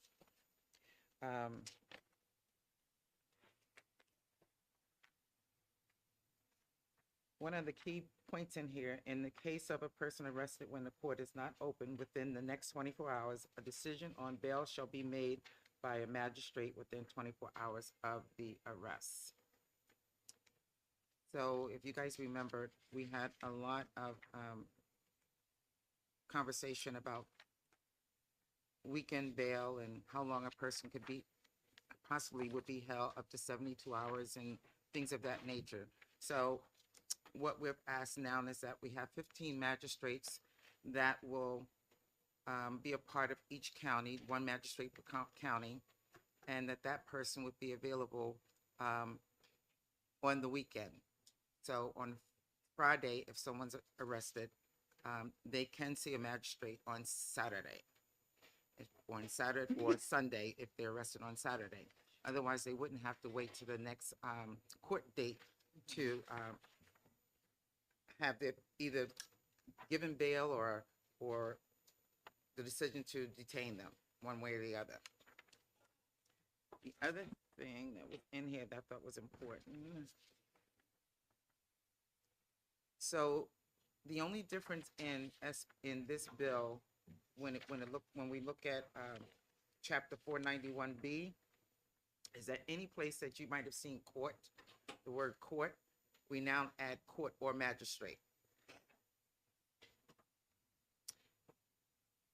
Another thing, if there's a probable cause to believe that a person is on release pending resolution of a previous offense and thereafter was arrested and released pending the resolution of a second offense and has committed an additional Class A misdemeanor or driving or operating while impaired, the person shall be detained for no more than 24 hours for a bail hearing before a magistrate or the court. Upon appearance in front of a magistrate or the court for a person detained under this section, there shall be a rebuttable presumption that the person will not abide by a condition that the person not commit a new offense. So that's it for me. Thank you. I think it's important for everyone to realize that each of these bills does a different thing within the bail system, and they are integral to each other, but yet separate enough that we felt that it was important to keep them on their own standalone. The magistrates, for example, is a very significant change to the court system. And we did this in conjunction with and conferring with the courts. This is not something we're putting on them. This is something that they agreed to. As a matter of fact, the language is almost exactly what they requested when they worked with Representative Gathright a few years back. So as part of it, we implement the magistrates. There'll be one for every county, and plus an extra couple for floating. They're going to help out with other issues in the court besides just this. So it's a good investment. It will help take the burden off the circuit court judges, and it will also ensure that people have a speedy bail hearing. What's important also is that we changed the law in several of these bills to tighten up the bail statute a bit so that people that are definitely threats to society aren't just getting out right away. So we've made some clarifications to the existing law, and the magistrates make that possible. For example, if you are arrested And we're going to talk about it in one of the other bills for certain offenses. It's the wish that they not be heard right away by a bail commissioner, that they be, if it happens during a weekday, they're held and then they go to the judge in the morning. But so that they're not held over a long weekend, the magistrates will be able to step in and hear those for the weekend. So no one has to sit for more than 24 hours without at least someone laying eyes on their case and making a determination on their bail. The version that we got from the Senate of the bill we're about to discuss next did not allow that. People were just going to be held from when they were arrested until they were made in front of the court. So we made a significant change in both directions, but the magistrates are key to making it all work. So any further comment or questions about this? Representative Newman. I just have a question about the interaction here between magistrates and bail commissioners. So if we pass this law as a separate bill with magistrates with requirements in there, and there's no mention of bail commissioners in here, I don't believe, and we don't have those magistrates in place by the implementation date of this law, what effect does that have on bail commissioners? I believe we allowed at least 6 months. Yeah, and it's in the bill. Where is it in the bill? We talk about the commissioners in 318, remember? Oh, in the separate bill, yeah. We- Again, it's addressed in a separate bill so that all this works together. Exactly. And 2025. Yeah, This one, and we give it a year, this bill. The effective date of this bill is January 1st, 2025. 25. So there's plenty of time for them to implement the magistrates. Any further questions or comments? Seeing none, I would ask the clerk to call the roll on the adoption of the amendment. Representative Stone, Yes. Representative Mazur, Yes. Representative Pratt, Yes. Representative Sartek, Representative Prue, Yes. Representative Khan, Yes. Representative Mannion, Yes. Representative Reed, Yes. Representative Tenzar, Yes. Representative Gathright, yes, Representative Muse, Yes. Representative Vale, Yes. Representative Sue Newman, Yes. Representative Murphy, Yes. Representative Ray Newman. Yes. The clerk votes yes. Representative Newell, Yes. Representative Selig, Yes. Representative Wheeler, Chairman Roy. Chair votes yes. Motion is unanimous. Would you like to make another motion, Representative Gathright? make motion that, art to pass as amended. I second that motion. Does anyone else want to make any further comment? Okay, then I would ask the clerk to call the roll on ought to pass with amendment for SB 249. Representative Stone, Yes. Representative Mazur, Yes. Representative Pratt, Yes. Representative Sartek, Representative Prue, Yes. Representative Khan, Representative Mannion, Yes. Representative Reed, Yes. Representative Tenzar, Yes. Representative Gathright, Yes, Representative Muse, Yes. Representative Vale, Yes. Representative Sue Newman, Yes. Representative Murphy, Yes. Representative Ray Newman. Yes. The clerk votes yes. Representative Newell, Yes. Representative Selig, Yes. Representative Wheeler, Yay. Chairman Roy. Chair votes yes. Motion is unanimous. Any object to consent? Seeing none, it will be on consent. With that, I close the public hearing on HB 249, excuse me, the executive session, HB 249, and open the executive session on HB 318. And I will make a motion to adopt amendment number 2460H. Can I get a second? second. Seconded by Representative Harry Gathright, and I will speak to the motion. This bill is another portion of the change we made relating to the bail statutes. In this one, I'll read the substantial changes. It says any case where an offender has been arrested for a crime of violence against an individual person, including an act of stalking or criminal threat, and the bail commissioner determines that the offender may be released pending trial, the arresting agency will attempt to contact the victim. What we did there is we said, if someone is arrested for a crime of violence against a person, there is a victim, the police will make an effort to contact that person to notify them that the offender is being released at least 1 hour prior to his release. That does not mean they can be held until they find the person. That just means that they have an hour to notify them before they release the person. The victim has to give the police their contact information, and they just have to make a good effort to notify them. And if they can't, at the end of the hour, they have to leave a written notification or send them a voicemail or something and document the fact that they notified them. I think too often we've heard stories of people getting out and a victim being surprised by the person showing up. And this is an attempt to help alleviate that. The bill also talks about bail commissioners' appointments.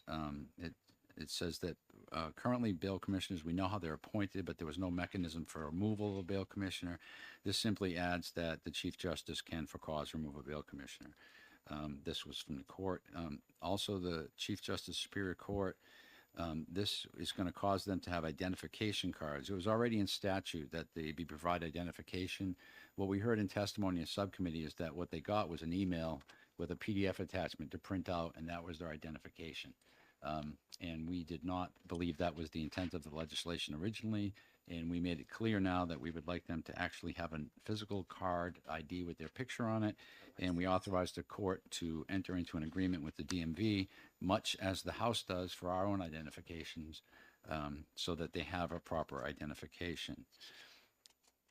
This bill further, let me just see if there's anything else we changed. It talks about training. We heard a lot during the subcommittee that training was an issue for the bail commissioners. It was hit or miss. Some of them got really great training. Some of them just kind of met for half an hour and talked and didn't get any training at all. So what this does is standardizes it. For new bail commissioners, they have to have at least 16 hours of training. And for annual training, they have to have at least 8 hours of training, and that has to be documented. And this is, again, where the magistrates will come in as far as being ensuring that the training for bail commissioners happens. Now we have someone we know who we can ask about it. Also, we raised the bail fee. The bail fee was $40 and has been for a significant amount of time. And we felt that because of the mileage that and the cost of gas nowadays, they don't get paid for that. So you get called out at 3 o'clock in the morning, you have to go bail someone, you may have to drive 20 miles, 30 miles, depending on who's on that night. You could be driving a significant distance. There's no compensation for that. And to add insult to injury, some of them weren't being paid at all. We heard testimony in subcommittee about some bail commissioner, one bail commissioner was owed over $50,000 in back bail. Now, we understand that we are a volunteer community, and us at these tables here, we're in it for the money either, and neither are the bail commissioners. But at some point, it becomes ridiculous. And when you're owed $50,000, I think that something needs to be done. There was a commission in 2018 that made significant reforms to bail, and one of their recommendations was the court pay the bail commissioners directly. So we looked at that again, and we found that, yes, they were correct. However, this time, instead of just suggesting it, we are going to make it law. So the court will be, under this bill, responsible for paying the bail commissioners monthly for the bails they issued in the previous month at $50 each. It allows the court to collect the money back from the defendants if they're not indigent. It allows the court to set their own standard of indigency, and it gives them, it allows them to set in place a time period of up to a year to repay that. I think most people can come up with $50 in a year. It balances indigency with the right of the people not to have to pay with their taxes for everybody's bail. I think that's a fair balance that we struck. And I believe that covers everything. Representative Gathright, did I miss anything? No, I think you did a great job. I do want to say that I remember during testimony when they talked about most of them have laptops, but they've actually paid for them themselves. So, you know, the fact that, you know, the state's going to actually be paying them, hopefully that will help with that situation that they have purchasing their own laptops. And that's absolutely true. It's possible to do that job that we heard with just your paperwork, but it makes it extremely difficult to keep track of. Many of them have invested in technology. Some of them have to put in phone lines, computer lines, things of this nature. And there's no reimbursement for that whatsoever. So we felt that the least we could do is ensure they get paid for the bails, and it was done in a timely fashion. And I think that's all. Any questions or comments? Representative Sitek. I'm a bail commissioner and I'm participating. I'm not sure what that means. I'm not sure what that means. Making a statement. That you're participating? Yes. Oh, okay. Any further questions or comments? Seeing none, I would ask the clerk to call the roll on the adoption of amendment number 2406H. Representative Stone, Yes. Representative Mazur, Yes. Representative Pratt, Yes. Representative Sitek, Representative Prue, Yes. Representative Khan, Representative Mannion, Yes. Representative Reed, Yes. Representative Tenzar, Yes. Representative Gathright, Yes. Representative Muse, Yes. Representative Vale, Yes. Representative Sue Newman, Yes. Representative Murphy, Yes. Representative Ray Newman. Yes. The clerk votes yes. Representative Newell, Yes. Representative Selig, Yes. Representative Wheeler, Yay. Chairman Roy. Chair votes yes. Motion is unanimous. I would make a motion of ought to pass with amendment. We have a second. Seconded by Representative Harry Gathright. I don't need to add anything. Do you need to add anything, Representative Gathright? With that, I would ask the clerk to call the roll as ought to pass as amended. Representative Stone, Yes. Representative Mazur, Yes. Representative Pratt, Representative Sitek, Representative Prue, Yes. Representative Khan, Representative Mannion, Yes. Representative Reed, Yes. Representative Tenzar, Yes. Representative Gathright, Yes. Representative Muse, Yes. Representative Vale, Yes. Representative Sue Newman, Yes. Representative Murphy, Yes. Representative Ray Newman. Yes. The clerk votes yes. Representative Newell, Yes. Representative Selig, Yes. Representative Wheeler, Yay. Chairman Roy. Chair votes yes. Motion is unanimous. The motion carries unanimously. Any objection to consent? Seeing none, it will go on consent. And with that, I close the the executive session on, which one did we just do? HB 318. And let me see what we have left. Yeah, I'm trying to find it.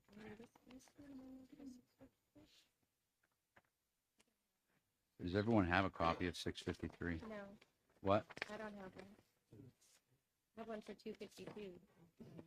but not for- That's the one I'm waiting for an amendment on. So 653 is the only other one that we have to work on besides 252. No one has 653. All right, we're going to take just 5 minutes where we get copies of the amendment for everybody. I thought they were passed out. You have 653?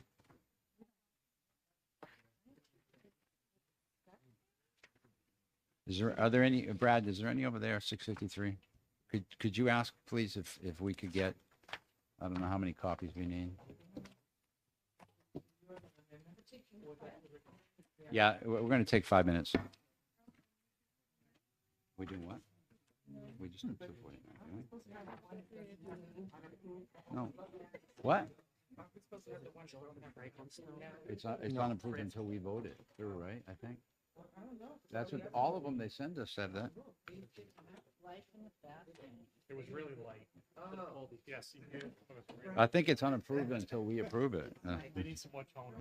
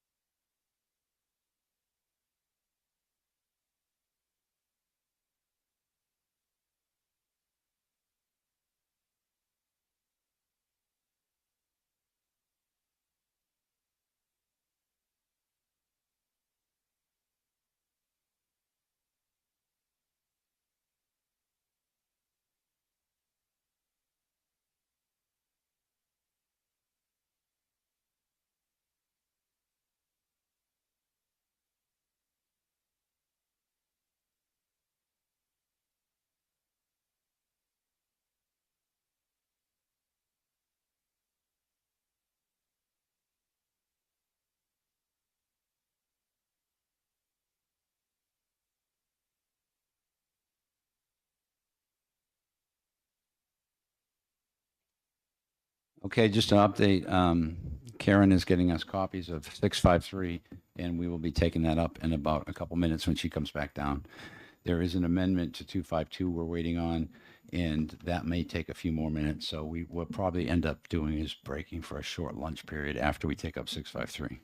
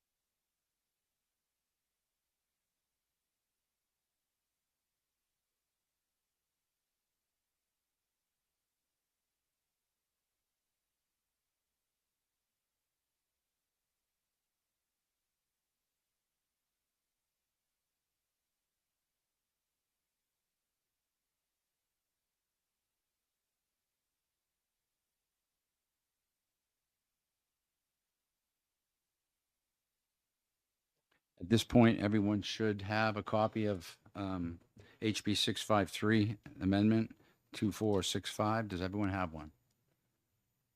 Okay. At this point, I will make a motion and offer amendment number 2465H to HB 653. And can I get a second? Seconded by Representative Harry Gathright. And I will speak to my motion. What we've done with HB 653, this was, as you can see, originally a bill that was intended to prohibit PR bail for certain crimes. We have changed it significantly. It still is related to bail, however. What it does is it tells, right now there's a commission. It's called the Interbranch Criminal Justice and Juvenile Law Commission, and it's made up of judges, county attorneys, defense attorneys, Attorney General's office, representatives, senators, and they're the ones who came together in 2018 and came up with the bail statute as it is now that we're currently amending a little bit. We're retasking them, since rather than create a new commission, since they still exist, we're going to retask them. And part of the things, we're going to ask them to look into specific things to recommend legislation on that require a more in-depth look than just we were able to do as a committee or subcommittee. So the first thing we're asking them to do is pretrial services. Pretrial services provide significant benefits and cost savings to counties if they're able to get them up and running.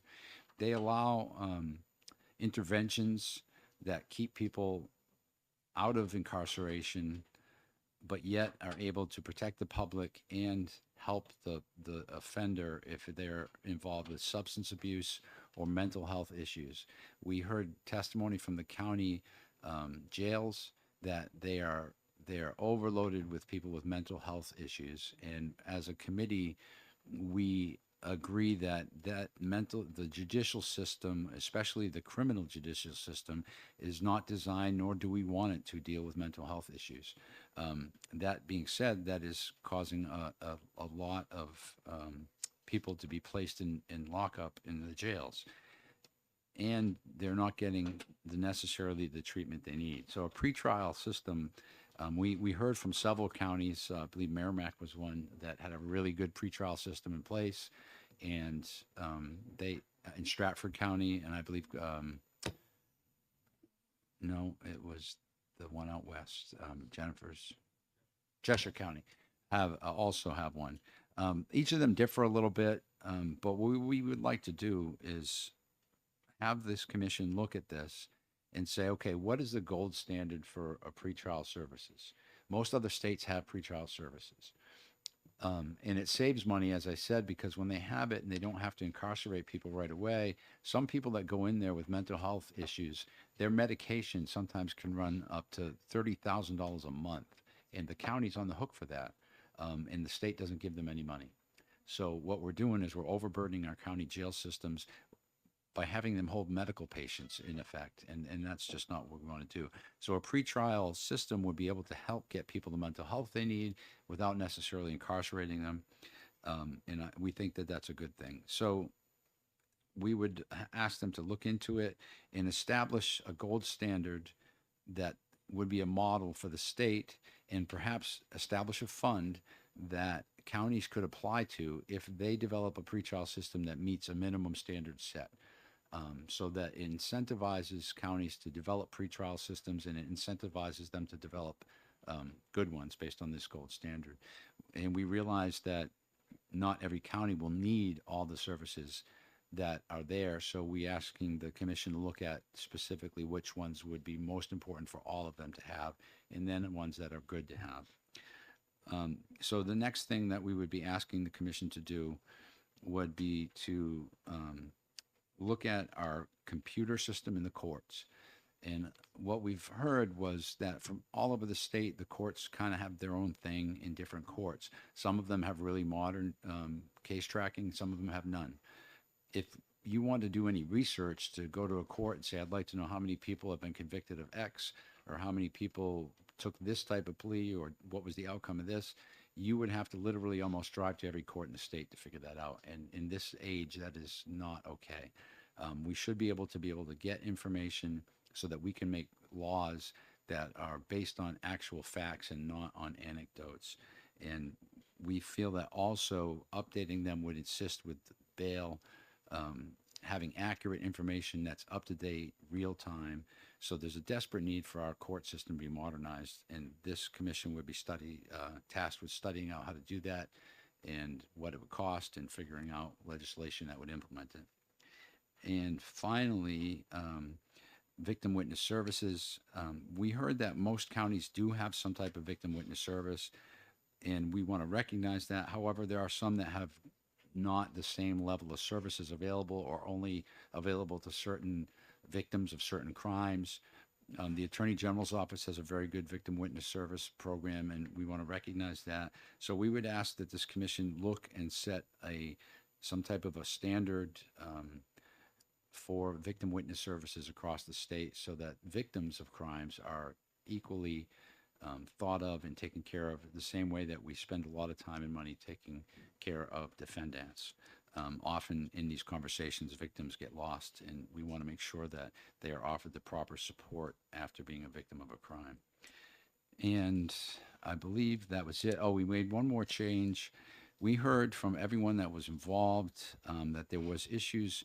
The commission, when it did the bail, there was a judge in charge of the commission, and they asked specifically that we put the chair of Criminal Justice Committee in charge of the commission because they felt that as its job is to suggest legislation, it should be a legislator in charge of the commission because that person will know the makeup of the House, what is feasible, what is not feasible, and they would easily be able to get sample legislation drawn up.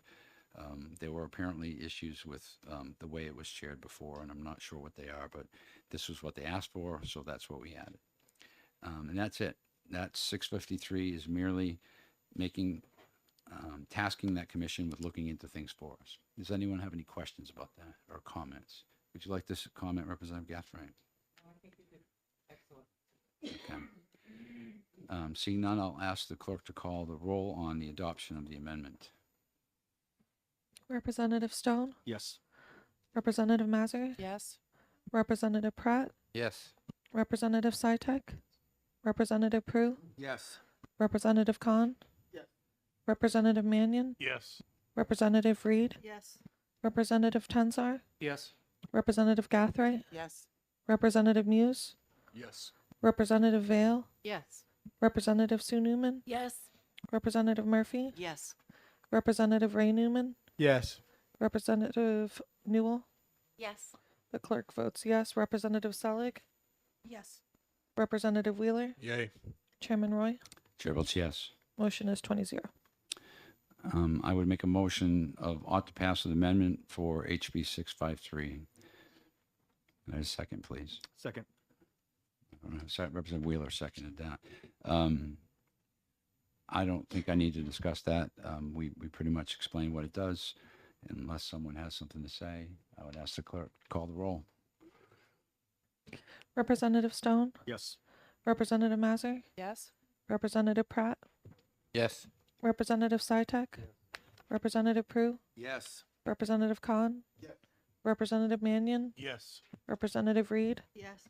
Representative Tensar, Yes. Representative Gathright, Yes. Representative Muse, Yes. Representative Vale, Yes. Representative Sue Newman, Yes. Representative Murphy, Yes.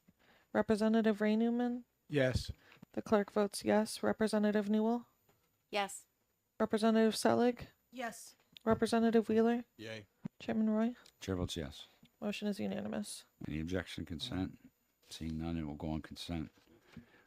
So the last bill we have to take up for today, unfortunately, is Senate Bill 252, and we are, as we speak, waiting on a final amendment. OLS has had it for about 15 minutes, 20 minutes, and they are working on it. So at this point, I'm going to have to take let's just take 30 minutes. Let's meet back here at 1:15, and hopefully it will be here by then, or at least I'll have an update. And if it's going to be much longer, we'll consider taking it up at another time, but I'd prefer to have this done today, so. 1:15. Okay, 1:30. You have enough time for lunch. 1:30.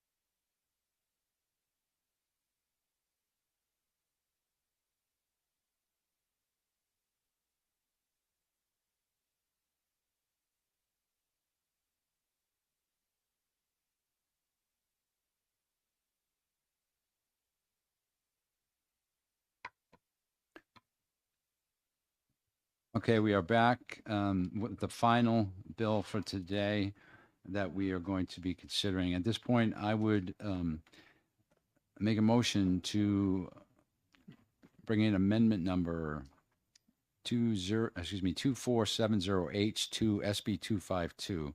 Can I get a second? Seconded by Representative Gathright. I'll speak to my motion.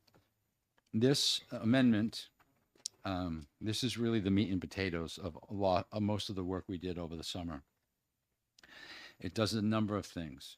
I'm going to hit on the most important of those. A lot of them are minor changes that are just really technical language changes, but the bigger ones are, we've taken the list of crimes that the Senate had proposed, if you recall, last year. We've adopted the list. However, we've limited it to the felony versions of those crimes because the list of crimes they gave also included misdemeanor versions. So we felt that if a person was going to be detained and held to be either see a magistrate or a judge, that it should be a felony. So we adopted those. And we also changed the standard of evidence. We heard from the county attorneys that it was often difficult to get someone held on dangerousness because the standard was clear and convincing evidence, which is a fairly high standard. We recognize that a person being held, there's a difference between the level of proof needed to arrest someone and the level of proof to hold someone. And it's two different things. So what we've done is a compromise. We've moved it from substantial evidence. Then we went back to probable cause, and then we realized that was probably too low because it's the exact standard for the crime. We've struck middle ground, and I'm happy to say that the standard would be substantial evidence. Substantial evidence is more than probable cause, but less than clear and convincing evidence. So it makes it have a fair hearing, and there's still a good level of proof needed, but it's not something that they can't reach. Keeping in mind, as we discussed, that it's within 24 hours of arrest. So a case isn't going to be fully developed in that time to reach a higher standard. So we feel like this was a good compromise. Let me see, what else did we do on this one? We talk about electronic monitoring. If someone, is this got the one with the, hold on a second. Release electronic monitoring.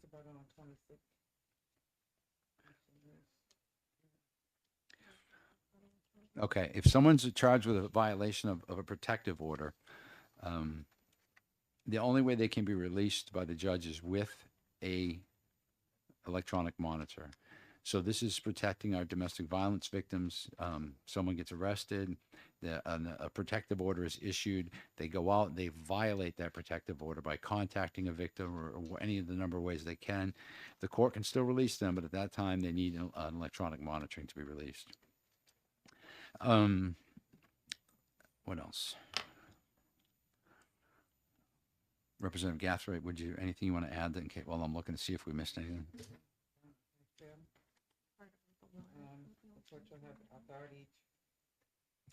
The court should have the authority to set a cash bail amount only if it is an amount which the defendant is able to meet.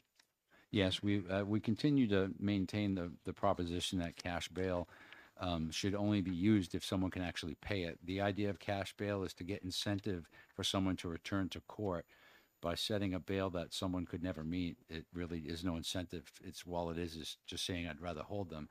So we want them, if they're dangerous, hold them for being dangerous. If they're a flight risk, hold them for a flight risk. Do not substitute making a tough decision by using cash bail. Cash bail is only if someone can afford it and then they want to come back so that they don't lose the cash. Setting a bail that someone can't pay really is all it's doing is holding them. And that just really expounds what was already in the statute. It just clarifies it. The indigency is the electronic monitoring. We also enable the court to be able to allow up to a year to pay it back. I think we discussed that earlier. I think that's all. Is there anything else I'm missing? Anyone from the subcommittee?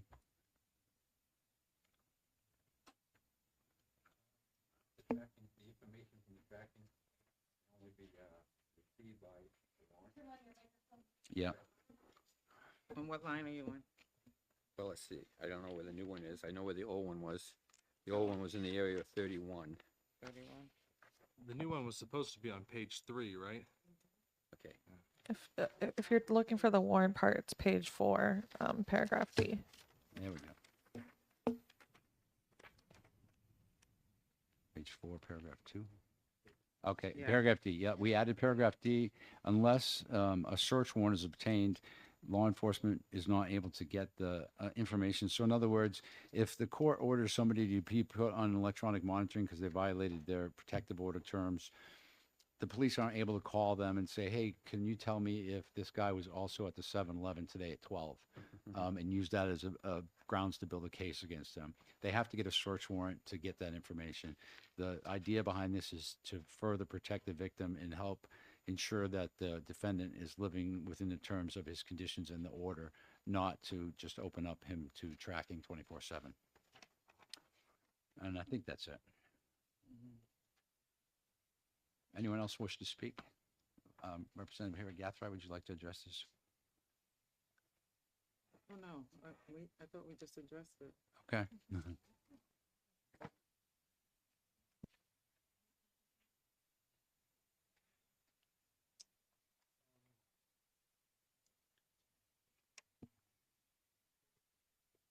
I have a question about the 1A.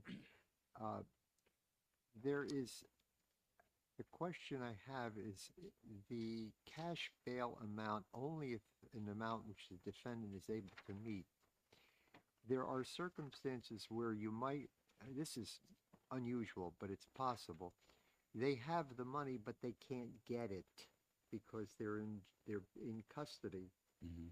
What do we do with somebody who can meet it, but they're in custody and can't get to it? Can't tap their resources.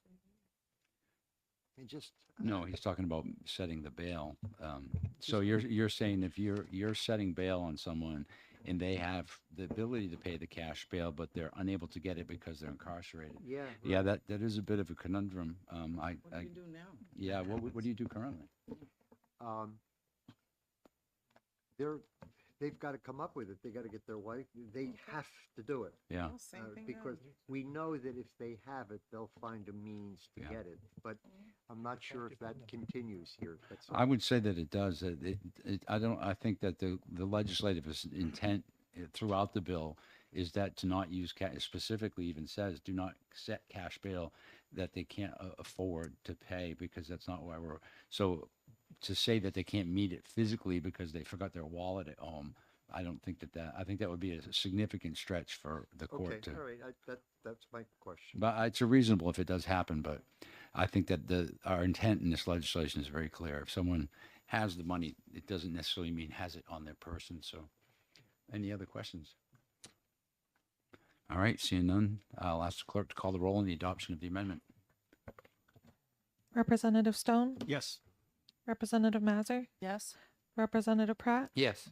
Representative Sartek, Representative Prue, Yes.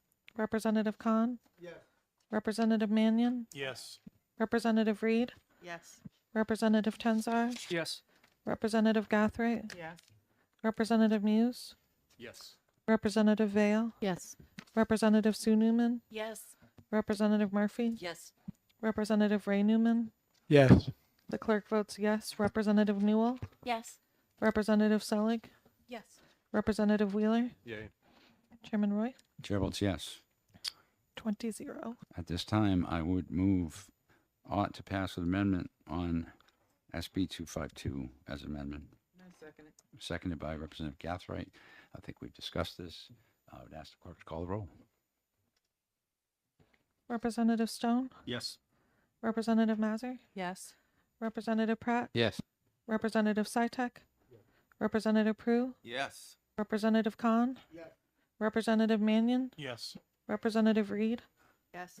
Representative Tenzar, Yes. Representative Gathright, Yes.